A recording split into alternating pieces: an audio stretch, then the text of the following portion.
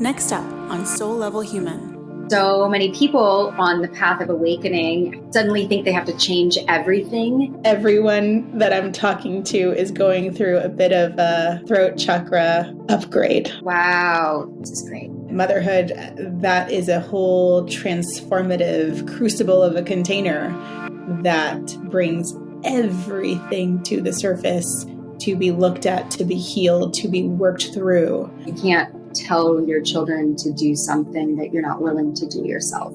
Have you noticed a change in your acting from this perspective? And it almost came out of my mouth, oh, well, I'm channeling, before I knew that's what I was doing. Huge.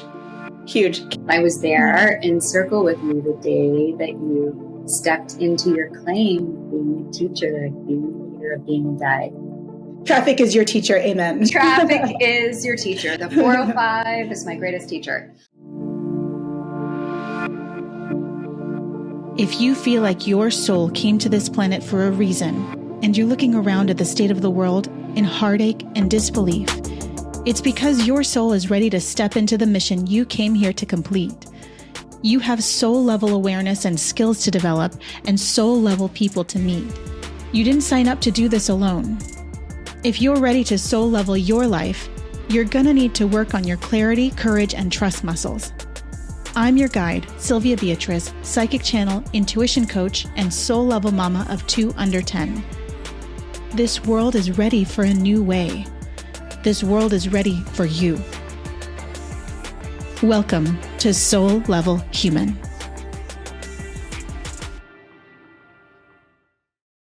The world knows her from her incredible career as a talented and gorgeous actor, writer, producer.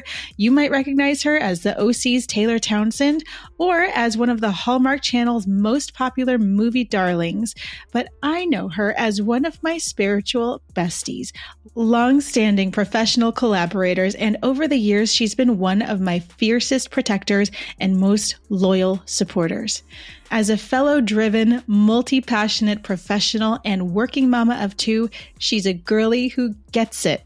And the way she's been there for me over the years is just the stuff of dreams. And I cannot wait for you to dive soul deep with us.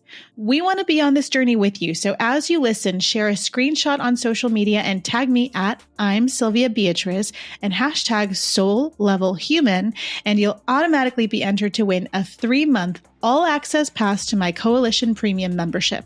Not only do you have access to the entire library of all my courses and meditations, you'll also get to connect with other soul-level humans and join us for our monthly nightcap calls for meditation and live intuitive coaching with me. We'll announce the winner on Instagram on May 8th and on this podcast, so be sure to subscribe because you won't want to miss it. Please welcome to the show my dear friend, Autumn Reeser. Autumn Reeser, welcome to the show. Soul Level Human, good to see you. Yeah, thanks for having me. I love that we're doing this together. Me too. Oh my gosh, I cannot wait to just jump in, but we were just talking off camera and we just decided to start recording because I had the idea to set the intention and to drop in and to just channel this whole thing. And then you said to just start recording and let's do it on camera. So here we are. So why don't we start with breathing? If you're listening, you can join us too. Close your eyes, get comfy in your chair. If you can, if it feels comfortable for you, sit straighter. Get your feet on the floor if you like, and just notice how your breath is feeling to start. And then see if you could turn up the volume on the deepening of that breath and allow it to just drop in. Slow everything down. Allow yourself to fully arrive. Let go of whatever it was that you were doing before. Anything that's taking up mental space, like apps running in the background of your phone. Close them all out for just a little bit. And as you take a really, really deep breath on the out breath, imagine yourself releasing all of that extra energy. And the big theme for today that's been coming through is a major voice activation. And of course, we're on the podcast together, pretty on the nose, but seasonally, astrologically, energetically, synchronistically, everyone that I'm talking to is going through a bit of a throat chakra upgrade. Okay, so we're good. Do you have anything else to add? Thank you for that. We don't get to do that enough. Easy to do the shorthand of things when we're alone, just like marking it like dance steps, right? Yeah, okay. Mm-hmm. But when we are even in community of two, it helps to anchor the energy, solidify the intention. It's kind of a feedback loop that helps you just be a little bit more present, a little bit more intentional with what you're doing. Do you find that too? Absolutely. And it creates a shared intentional space. And my intention is clear communication. Me too. I hope my voice rings far and wide and touches the truth nerve that it needs to hit. I second that. Let that vibration do everything it needs to do and release the outcome. May it be so. Freaking men. Oh, my love. I am so happy to have you here. And what an adventure it's been. I want to go way, way back to the beginning, how we met, the completely drastically different phases of life that we were in, and how it's transformed to now. So to get everybody caught up, 2009, I believe, rehearsal dinner. I feel like it was somewhere in there. Oh no, you met my husband first. That's what happened. I met your husband in acting class, and he's also a very talented photographer, and he photographed my rehearsal dinner as well as like other shoots really early in my career. So funny. And then we became friends. Mm-hmm. I became friends with all your friends. Now they're all my friends, which I'm so grateful for every day. And somewhere in there, there was a whole spiritual awakening process, which I'm completely glossing over. That's like a decade's worth in one sentence, I believe. Yeah. And then motherhood, parenting, moving. Yep. Supporting each other. Yeah. And now here we are. Yeah. And our connection, it's been so fun to meet different deepening layers of each other on this journey. That's real. Mm-hmm. Will you share, and maybe you did this on a previous podcast, but I want you to do it on this one too. Will you share what your inspiration was for creating this podcast? And what is the angle from which you're approaching these interviews? Yeah. So my intention is really to anchor a soul level presence, soul level intention, soul level living, and illustrate and show what that actually looks like practically. Not just for psychics, not just for mediums, not just for healers. What does it look like to live as a soul in the 3D world as a regular person, no matter what the job title is? So I want to really dive into, what does it look like for you? How do you set your intentions? What is your background religiously? What is your family context about? How does that inform how you make your decisions now? And how do you navigate life with your intuition? Yes. Yeah. I love it. And I think this is such an important direction, because I think so many people on the path of awakening, however it comes to them, suddenly think they have to change everything and become a Reiki master, for example, or, move to Costa Rica and open a retreat center. And both of those things are amazing, but so much of what is needed right now is awakened souls in every part of society, in every job, everywhere. Exactly. In every job, everywhere. Yep. Yep. And in every role, everywhere. Oh my God, I'm so annoyed by my throat. There's like the most disgusting, like just gunk. Just like it's not just you. I was in a class with my teacher last night, and same thing with her. Her voice is, and there's something going on with mine right now. So I think there's some sort of collective throat chakra healing happening right now. Yeah.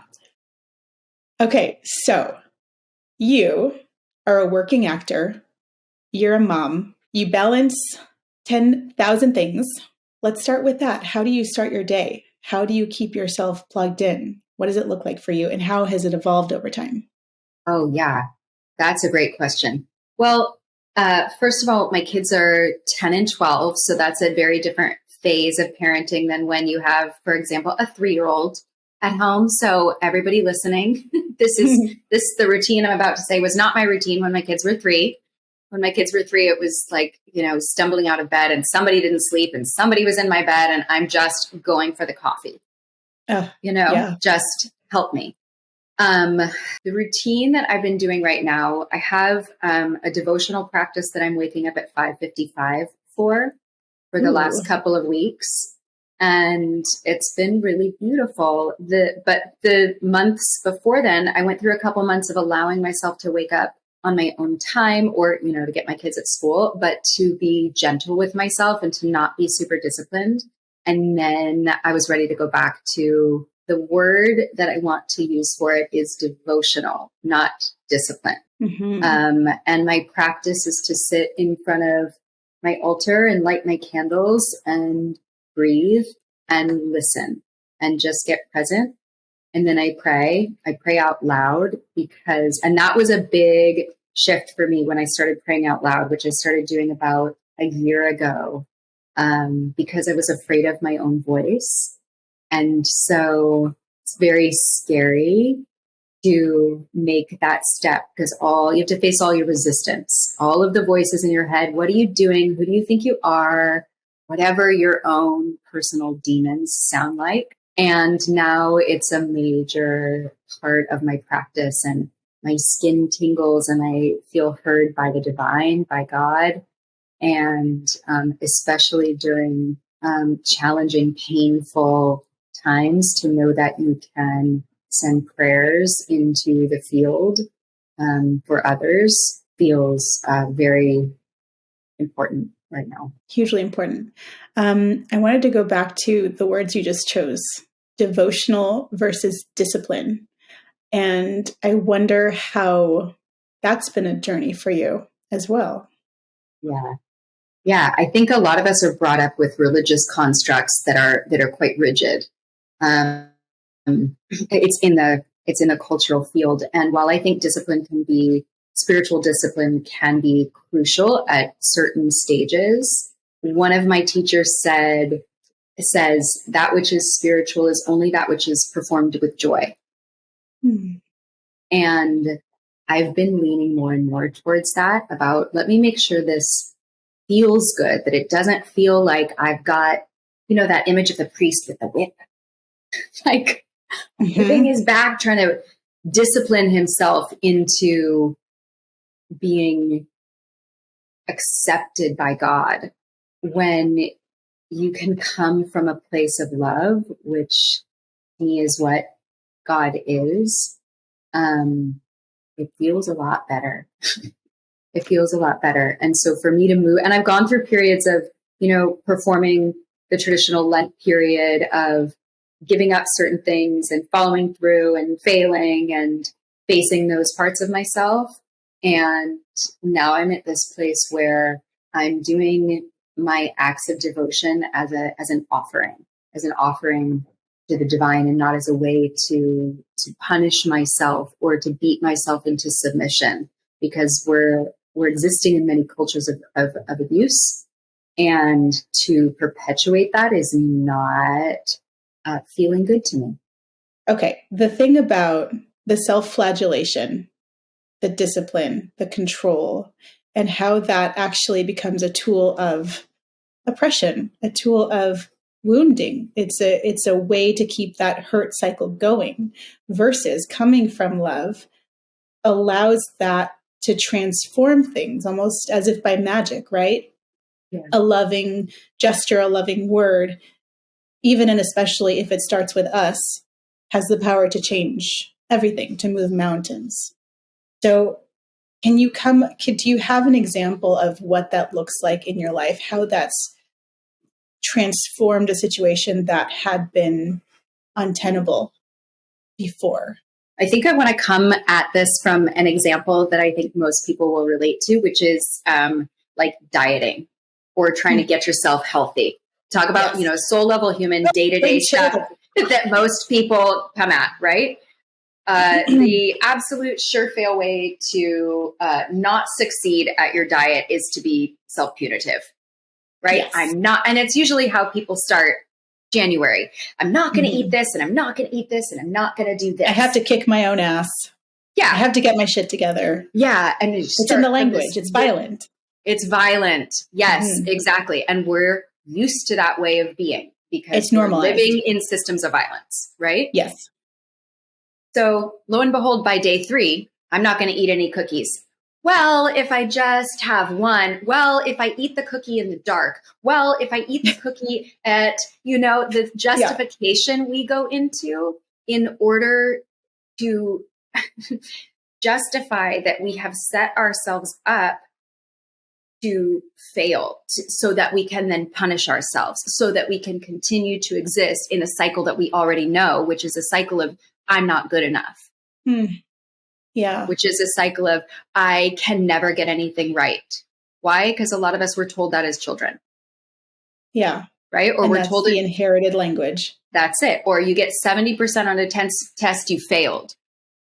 As opposed to, no, a test is supposed to just be a measure of knowledge so that we can then receive support for that which we have yet to learn. So I've been on so I use that example because most people can relate to it.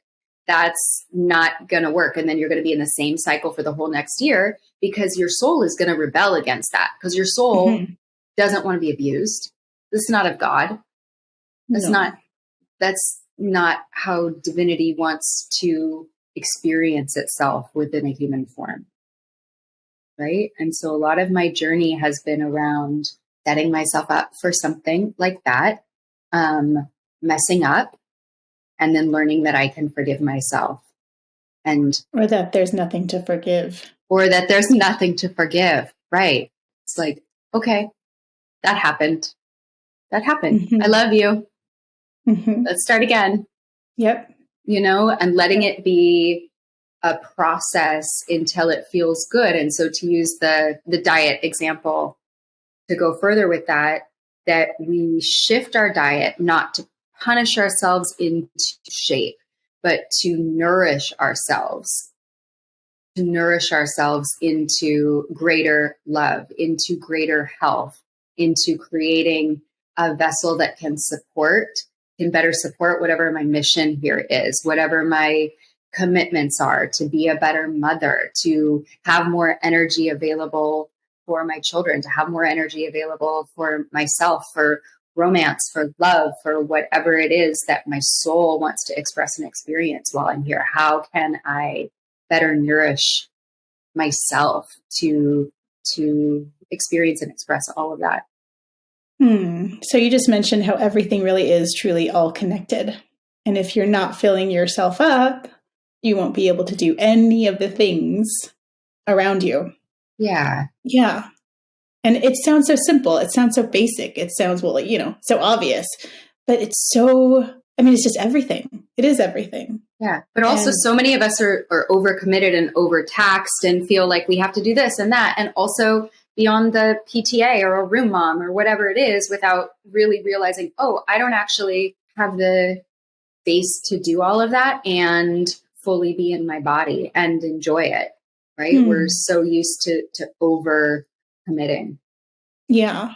I think so much of that really comes down to, not having the awareness, first of all, that all of those dynamics exist, that they all have an effect, that we have energy that affects everything, and the lack of honesty around all of it too. If you're not aware of it, you can't have an honest conversation about it. Once you're aware of it, then you're still operating in the have-tos. Well, yeah, it doesn't matter because I have to. But then honestly, truly honestly, if we are able to get to the conversation with ourselves about, does this fill me up? Does this feel right? Is this even necessary for me? Is this mine? All of those conversations really start with an introspection that takes a lot of courage. And most of us aren't able or willing to get to that place. Yeah. One of my favorite things to ask my friends or my clients when they are saying, oh, and then I have to blah, blah, blah. And then I say, says who? Who says you have to? And then they'll go into a lot of justifications about it. Really? Are you sure that's true? Mm-hmm. That's when it gets fun. When you start peeling the paint back or peeling the wallpaper back to see what's actually underneath. When did you start having those conversations with yourself? When I was 33, I basically blew up my life. I walked away from my marriage, from my house. I built this big, beautiful life and then woke up inside of it and said, I don't want any of this. It's not healthy. It's not what I want. Who signed me up for this? How'd I get here? I started looking at every single choice I was making with that. Says who? Well, I have to blah, blah, blah. Says who? You have to have a big house and it has to look this way and it has to blah, blah. Oh, really? Says who? I live in a tiny 2-bedroom apartment that I rent right now and I love it by intention because the amount of responsibility that was on my shoulders from owning this big 4-bedroom house it's hilarious to me. I drive by this house now and I'm like, whose house is that? It's not mine. That house had nothing to do with me. It was chasing somebody's idea of who I was supposed to be. And by living a much more contained, minimalist life, it has allowed me to do other things like travel. I don't have to spend hours cleaning this place, which is the best freedom, right? It's like I drove my other car practically into the ground. I didn't need a new car. I don't need, like we're told, there's all these ideas that aren't even ours that we end up carrying around. And chasing. And I was a room mom for pretty much every year until I think my youngest son was in 2nd grade and I couldn't get emails back to people on time. And I was suddenly like, I hate this. I actually hate this and I'm not good at it. Yeah. So permission to offer my services in ways that are more effective to the world as opposed to having to do the thing just because doing this thing means you are a good mom or doing this thing, baking for the bake sale means you love your kids. You know what else? There are other things that also mean that you love your kids. It doesn't just have to be that. So that was my process in waking up to the shoulds. So would you say that motherhood was a big part of that? Yeah. Yeah. I think we all have ideas about what it means to be a parent when I'm a parent, right? Especially when you're a teenager and you're so mad at the ways that your parents are not being good parents. Well, when I'm a parent, I won't. Well, when I'm a parent, then you have actual children and you're like, so humbling every day. So yeah, definitely motherhood launched me into the present moment and it launched me into having to become the example of that I wanted my children to see because you can't tell your children to do something that you're not willing to do yourself. 100%. And I know you went on that journey as well. Yeah. I mean, motherhood, that is a whole transformative crucible of a container that brings everything to the surface to be looked at, to be healed, to be worked through at a point when you're the most exhausted, depleted, unsupported, alone, at least for my story, on many levels, right? Yeah. And I found that it was the key to unlock myself. What a gift. And that was so hard. And I can see how necessary it was to grow myself up, grow everyone around me up, and also tell the truth about everything that existed before and everything that I wanted to exist from that point forward. Wow. I feel your heart in that. And yeah, what a gift too, because now you're out there offering your gifts to the world. I was there in circle with you the day that you stepped into your claim of being a teacher, of being a leader, of being a guide. Yeah, you were. By invitation. So I think it's funny to me that this whole spiritual awakening has been acknowledged so much more recently, but I feel like we were already doing it naturally for so much longer. And I think the language that we have, in normal people life is just inspiration. Oh, I had an idea, I had an idea to call you and invite you to a circle one day. And then all of a sudden there's this whole beginning of a story. So thank you for listening. Thank you for following that guidance, that inspiration, that idea. Because look at us now. That's so funny. I know. And I love what you just said in the translation there, because sometimes when we hear things like, oh, I'm listening to my guides or all of that, it can scare people or turn people off, or people go, oh, that's so woo woo or blah, blah, blah. And so starting to learn like, okay, well, what are the translations? Oh, yeah, I had an idea, or this just felt good, or I don't know, I thought it'd be fun. But exactly. we're really talking about all the same thing. And we are really early. Go ahead. Yeah, well, I was just going to say that when I teach intuition, I start with that. That is the language of intuition. Our Claire's is, oh, I see you.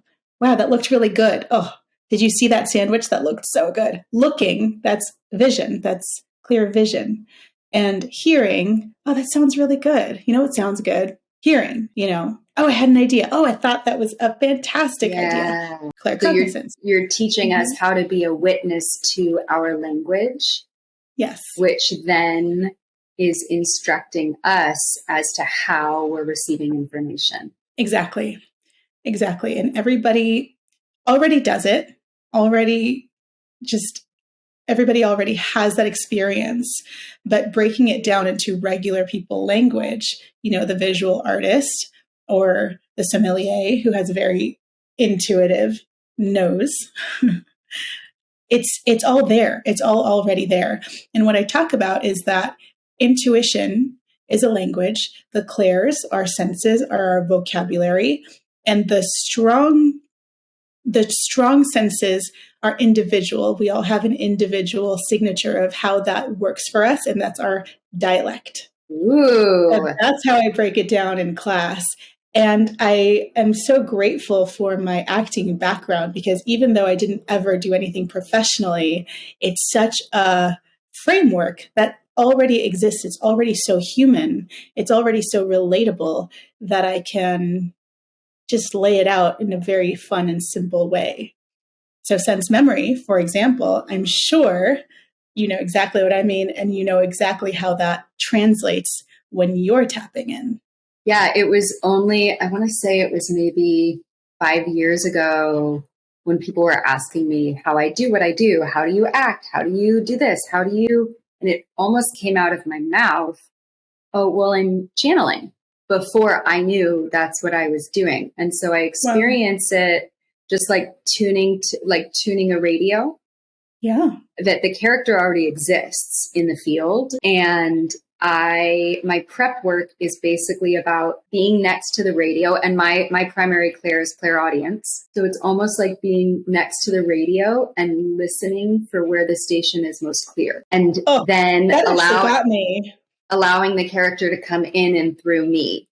So she's telling me who she is. And of course, that it will always use my experiences, because that's where I'm going to have the greatest access to my emotions, which is that's the material, the prima materia that I'm working with to express something. And so this energy is always going to use that which will be most effective to communicate this story for the audience to receive, to have their own emotional experience. That is so beautiful. What a way to simultaneously get out of the way and also be used. Yeah. And there is a level of, I'm looking over the word as mastery. That's exactly what I was looking for. Thank you. There's a level of mastery of the self that's required, I feel, to give an honest performance in that way. It's funny because I'm in the process of writing a book right now, and I'm reading back through all my old journals. And I just came across my journal from, I think I'm 18 in it, and I'm in college in my first real acting class. And there's a whole piece where I'm going into how acting is the same as psychology. Acting, it's really, they were both so yummy to me, and they're both kind of the same thing. It's like embodied psychology in many ways. And so I've always seen the way that those two disciplines, two studies interweave. That's beautiful. Also, visually, the way that I see that acting and psychology are kind of parallel. And then the soul experience is just a few levels underneath. There's just so much there if you can tap into the soul of the character. And there's such a shorthand there. Because everything with acting or psychology feels very human, feels very 3D, feels very technical, definitive, concrete. But if you go just a few levels deeper into the soul, everything feels more nebulous, watery, expanded a little bit. And I think from a soul perspective, I'm getting chills as I'm talking. From a soul perspective, as you channel a person, a personality, a character, then it's so much easier, I feel, to tap into their essence without judgment. And I feel going at acting from the top level, I think it takes a little bit more effort to get to that person who might be an asshole, might be a murderer, might be just this person that you would never hang out with in real life. You know, how do you tap into that person from that level versus this level? Have you noticed a change in your acting from this perspective? Well, one thing that's coming up as as you're sharing about that is nobody's the bad guy in their own story. Nobody. No. So every time, even when you're playing a bad guy, that person if you were to tell it from their perspective, they're the hero. Yes. So when you're looking to prepare that character, you have to come from that direction. And also I see this in the world right now too, where it's like we see people and they're doing what they think is right. And they might be justified, and they're working with, they might be working through distortions. And most of people who are doing things that hurt other people are because they are hurt. They're working with a system that has been deeply traumatized. They're working with suffering that has not been processed. Yes. And that's why so much of what I've become interested in is working with all of us to process our trauma, our shadows, being willing to see the more difficult parts of our humanity so we stop projecting it onto other people. Yes. I don't know how we get out of this place without all of us doing that work. I don't either. I think that's exactly what all of this is for. I think that really brings me to an easy conversation, an easy segue into spirituality as a bypass opportunity, as a la-di-da, let's just feel good vibes only love and opportunity. Love and light. Versus actually doing the work. Like, no hate to retreats and meditation, whatever. No hate to that. Love it. So necessary, so fun.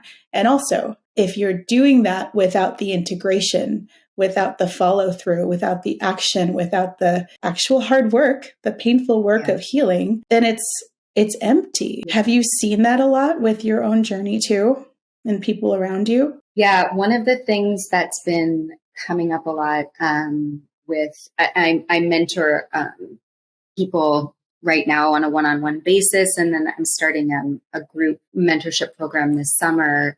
One of the things that's been coming up a lot right now is people going, okay, what do I do next? People wanting what to do for like they want to, what happens next? Where's my homework? And I say, your life is the homework. It is showing you every day where your healing needs to take place. And the way to know where that is where are you closing? Where are you opening? Where are you closing? Feel your body, how your body is responding to the stimulus around you. When I went to order a coffee and the barista said that thing to me, I felt anger. What's that about? Now I take that back into my little classroom, into my little workspace, to my journal, and I try to find the root of it. Oh yeah, I felt disrespected. Where was the first time in my life that I felt disrespect? Now I'm in like a real icky part of my childhood or my marriage or my adolescence. And that's the work. And if you don't want to do that and you just want to bypass it and go, it's fine. You can do that, but it'll only take you so far. And eventually it's going to come up. And that's the beauty. It's like, there's the thing I always say, there's nowhere to go. There's nowhere to hide. There's nowhere to be. And people will find this too. People will go, oh, I'm going to get on a plane and go here. I'm going to go there. Nope. Wherever you go, there you are. You're going to have to deal with it sooner or later. You might as well do it now. And I think the piece right before the I'm feeling anger is, wow, she was such a bitch, right? God, he was such an asshole. No, actually, I mean, maybe they were, but our response, if we have a button to push, then we have the response, then we have the story, then we have the spiral that we go into for the rest of the day, where it didn't have to be that way. Somebody cut us off on the 405. Okay, maybe they were in a hurry, or they were such an asshole, and the power of story, the power of meaning, the power of just slowing down that observation response cycle. Yes. Traffic is an amazing place to do shadow work. Traffic is your teacher. Amen. Traffic is your teacher. The 405 is my greatest teacher. I also find like traffic is a really great place. Like what usually comes up around there is entitlement. Oh, you feel entitled to go first. Okay, watching that piece in ourselves. Okay, right. Yeah, I would be curious to see a study done about road rage incidents and what they do in their real life and how those people act in their real life and what their relationships are like. I would be so curious to get into the mind of people who lose their shit. Yeah, because how we're driving is how we're behaving elsewhere in life. True.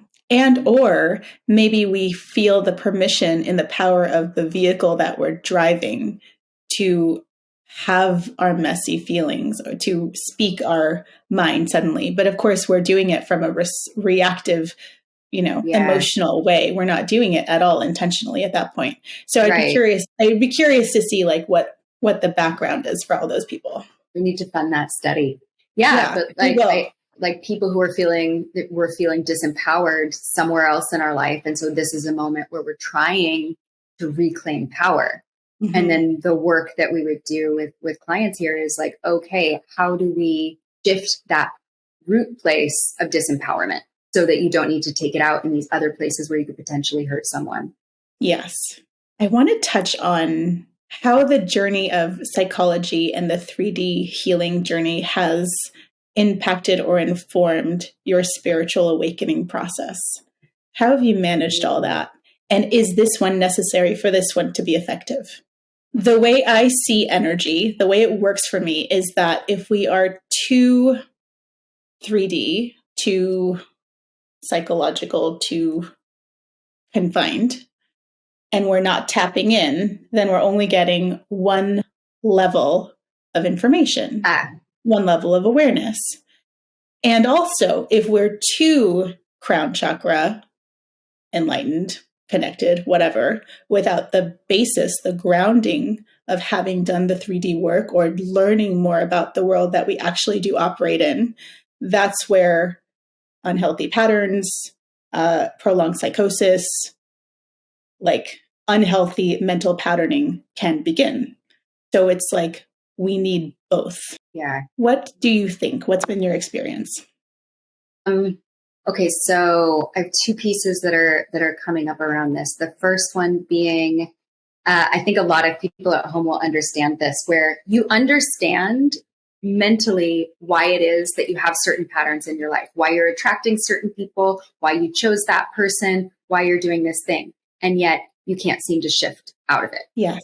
Right. And so that's sort of the danger with psychology, that people can understand, I say that in quotes, themselves very well, but nothing's changed. You can go to your psychotherapist every single week and just keep repeating the same patterns. So that's one side of not fully embodying the lesson that you came here to learn. And shifting the energy along with that. And shifting the energy and doing, usually it's like embodiment practices to make that change. And my friend Christy Salerno has been amazing at this. This is like her medicine, her jam. And so she's always, it's really amazing. I actually have quite a good group of girlfriends because I tend to be this person who goes to the mind. who will shift me downshift me down to the body. And they'll just go, stop, how are you feeling? Because I'll intellectualize it. I have a lot of air in my chart. So I'll go up here. How are you feeling? And sometimes I don't even know. For those of us who left our bodies, who disconnected from our bodies, it can take a while to put those plugs back in. So absolutely. Yeah. There was a period of time where I could not identify how I felt for 2 weeks at a time until it was 2 weeks later, because I had disconnected myself from my feelings so profoundly. So anyone who's in that process, being gentle and constantly coming back to, okay, how do I feel? And you might not have an answer. It's okay. Ask yourself again before you go to sleep. What's happening in my body? Even if you can just say, my ribs feel tight. That's a start, right? And what I'm feeling as I'm saying this is there's a lot of people saying, I need that and I'm not going to do it. Oh, I need that. They're recognizing themselves in this. And then they're immediately having the thought, well, I'm not going to do that. Yeah, because that's exactly and what also you need. It doesn't matter because life doesn't stop just because my ribs hurt. And also I have to do the dishes before I go to bed or else blah, blah, blah, blah, blah. Totally. Right? Yeah. All the absolutely. Absolutely. But you can accelerate your healing process, your transformational process, your manifestation process. Let's say you want to use that word. That's the word that speaks most to you. This is the acceleration path to all of that. You have to, you don't have to, first of all, you don't have to do anything. The invitation is to just identify the physical sensation in the body and let it tell you what's going on. That's the first part. The second part, in the spiritual bypass part, when people are in these stages of awakening and they don't want to be in the body and they're floating around and they're feeling angels and they're feeling, God, and they're having these incredible experiences. One of my sons taught me this, actually, my little one. I was saying something to him. I was in my bullshit that we do as parents. I'm teaching my kid. Oh, I'm so enlightened, right? And whatever it was I was saying to him, and I was saying something like, you came here to have a spiritual experience. And he goes, that's not why I came here. I came here to be human. And I was ding, ding, ding, ding, ding. Thank you, sir. Yep. And he was 8 at the time. Wow. And I was getting this lesson from all directions, because it was exactly the lesson I needed. No, I'm here in a human body because I chose to be here in a human body, which means I am here to have a human experience. Yes, I'm a soul. Yes, I'm spirit. Yes, I am a piece of the divine, currently in a human body, currently in a vessel. Yes. That's the game. So if I am trying to bypass that part of the game, I am not present in the experience that I'm choosing. I am not present to the lessons. At 8 years old. Yeah, he didn't say all of that. He went on to say some other genius things. I mean, but just that one little soundbite. I know. Life-changing. Yeah. Life-changing. He's got these moments of just beautiful little sage. I mean, and that's the thing with all of us, with our kids. We're not their teachers, they're ours. Oh, huge. Huge. Can we just take a moment to take that in?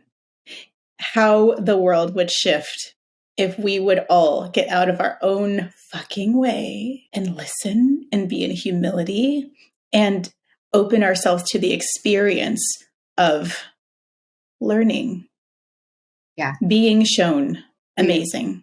If you have children, you've got little gurus living with you. Mm-hmm. I was going to say for free, but they're not free. They're not free. They're not free.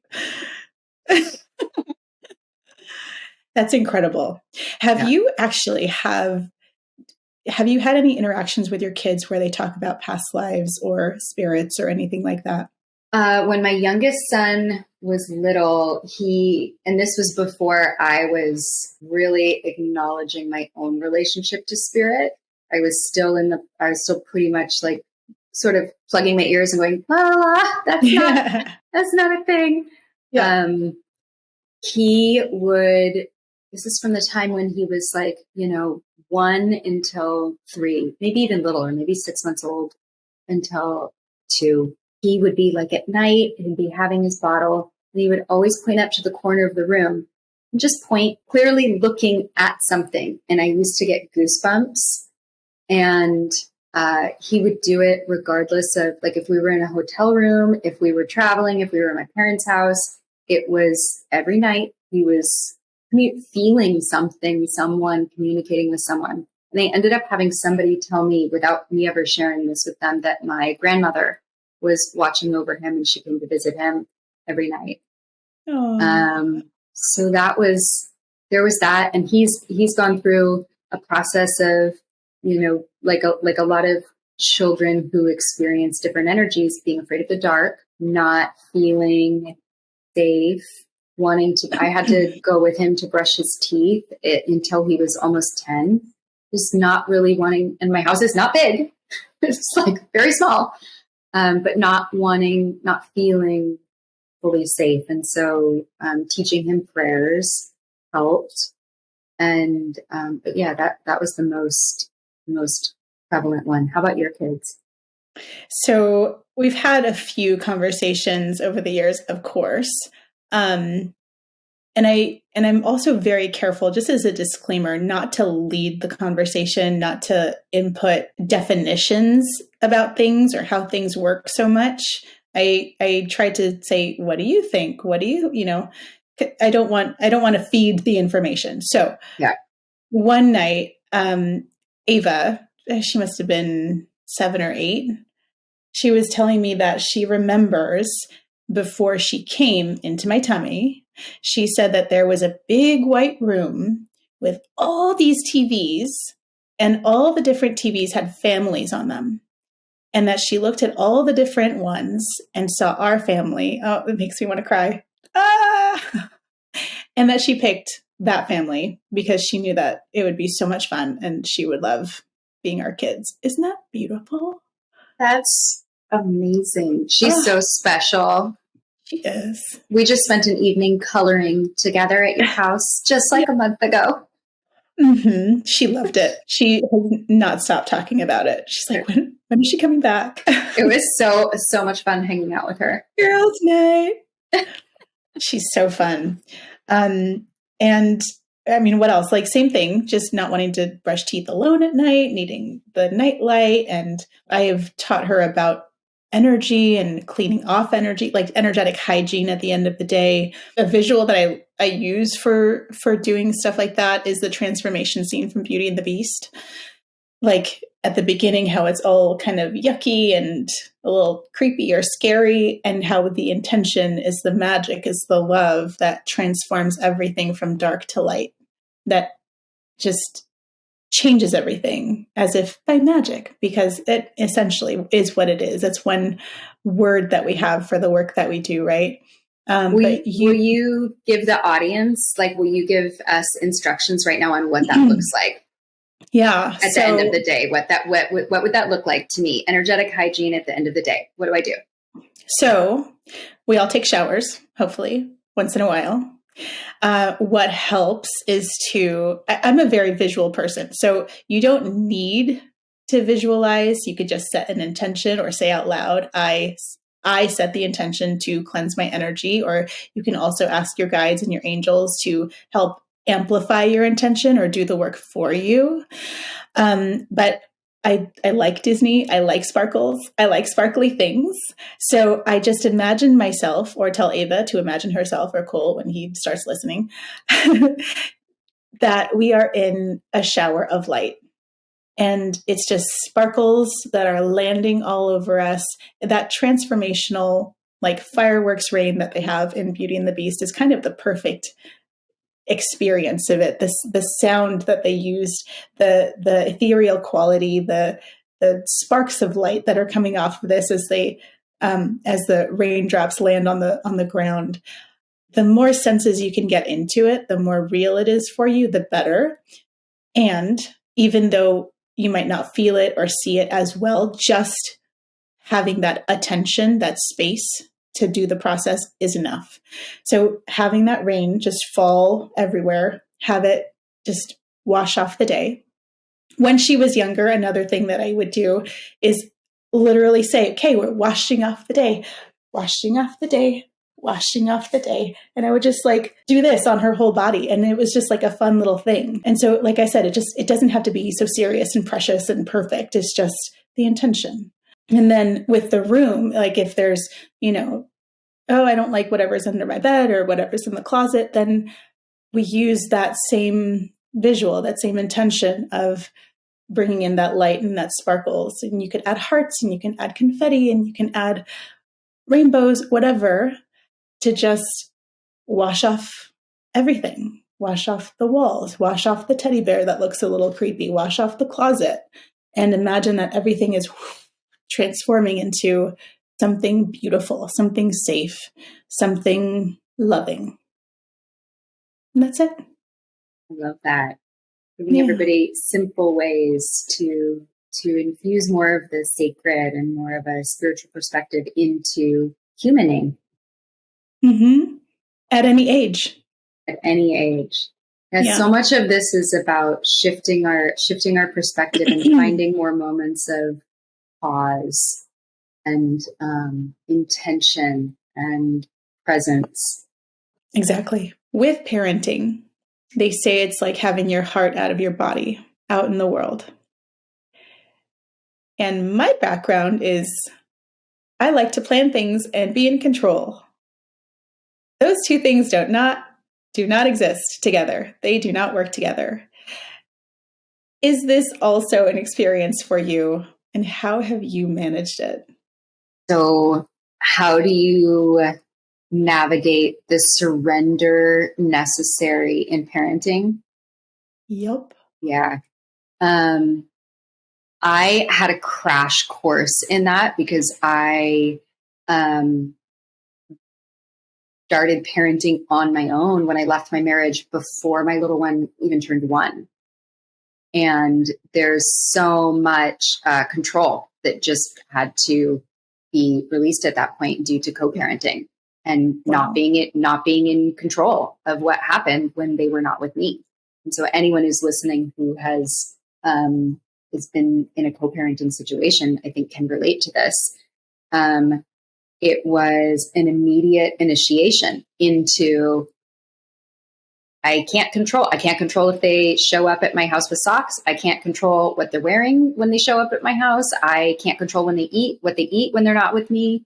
And so really having to deepen my faith that they were protected, that I was not in charge of their journey here, that I could do everything that I can do to love them deeply, bigly, to protect them in the ways that I can, and to trust their birth walk, that it is correct for them. And so many parents don't end up having to fully walk that until their kids are teenagers.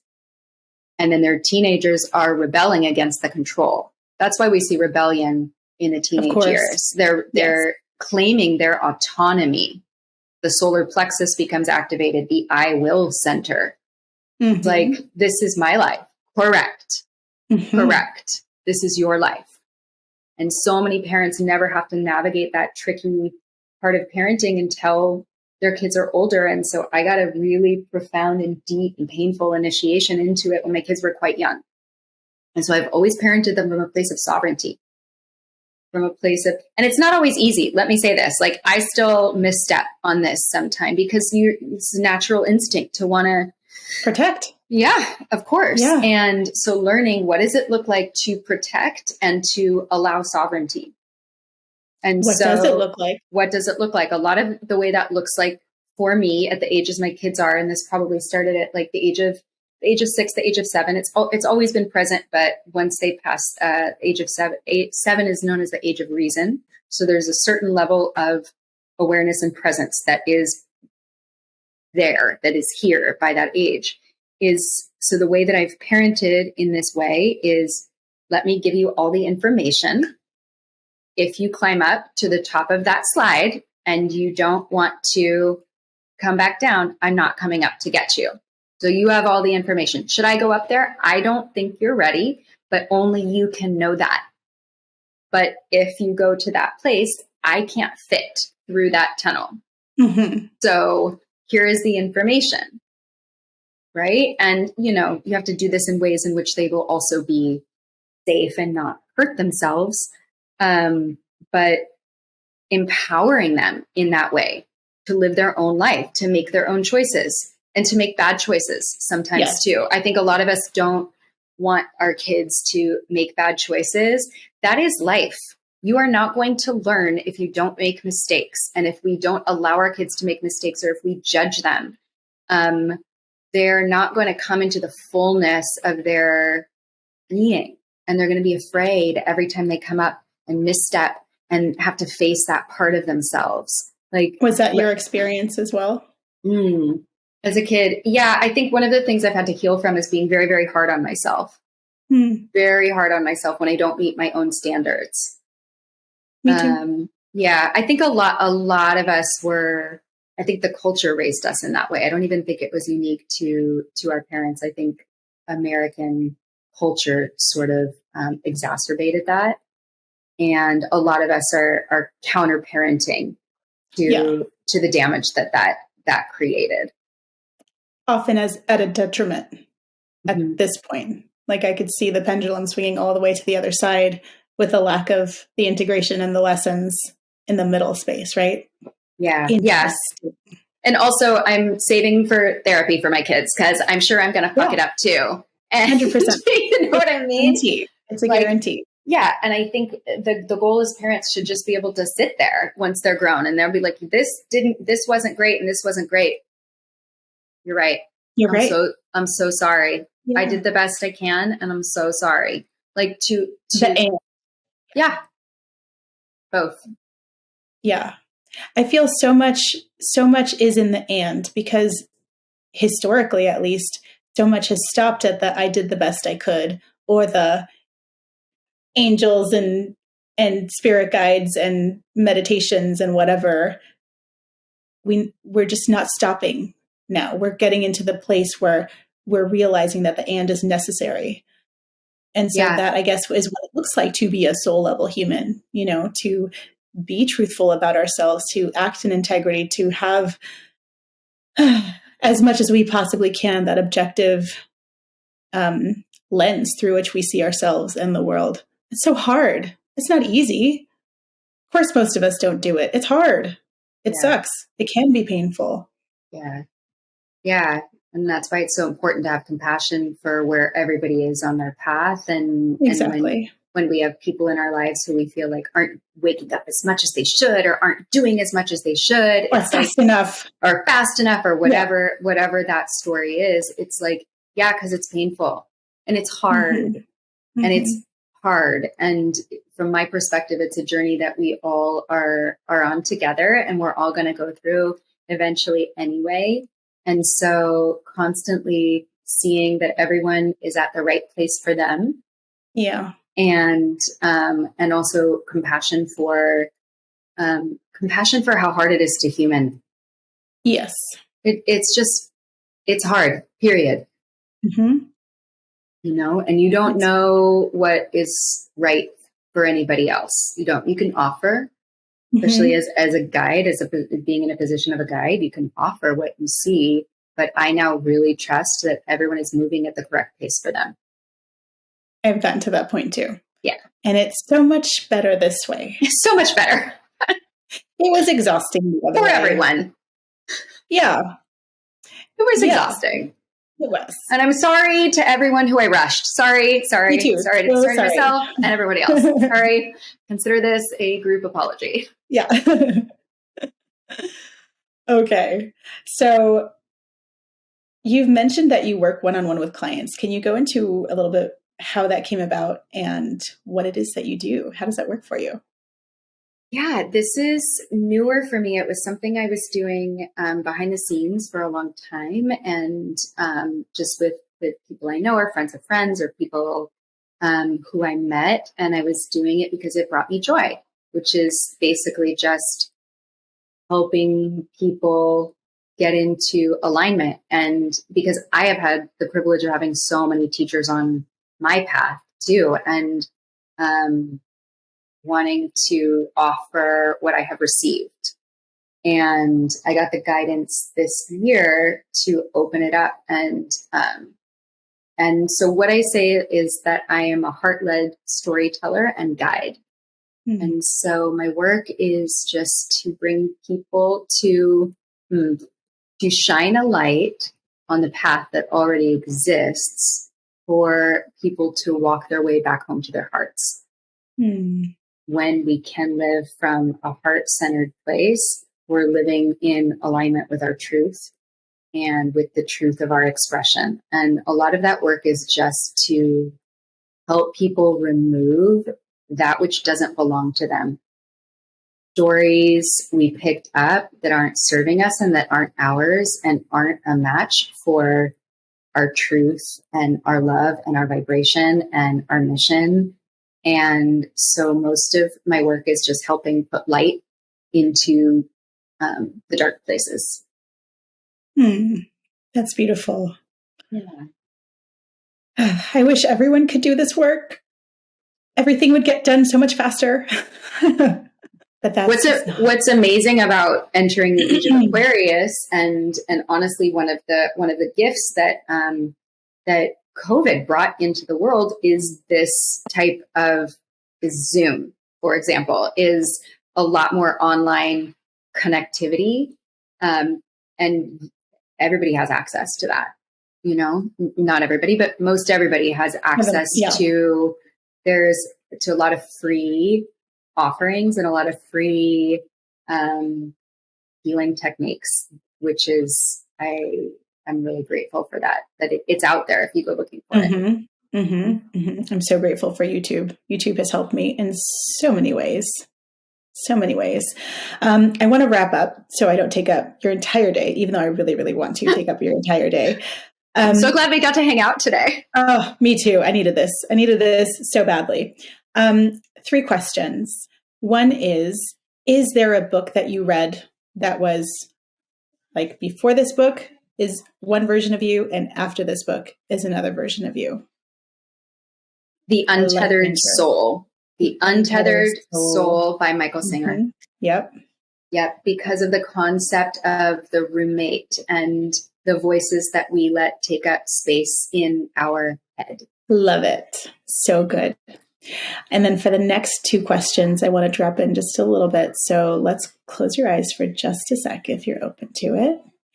I want you to drop in and bring to your heart a past version of you that needed some support.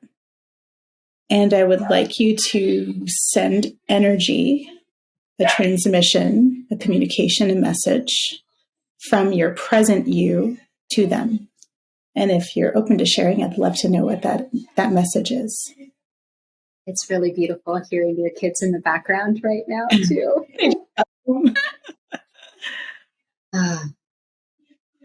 It sounds so basic, but you're going to get through this.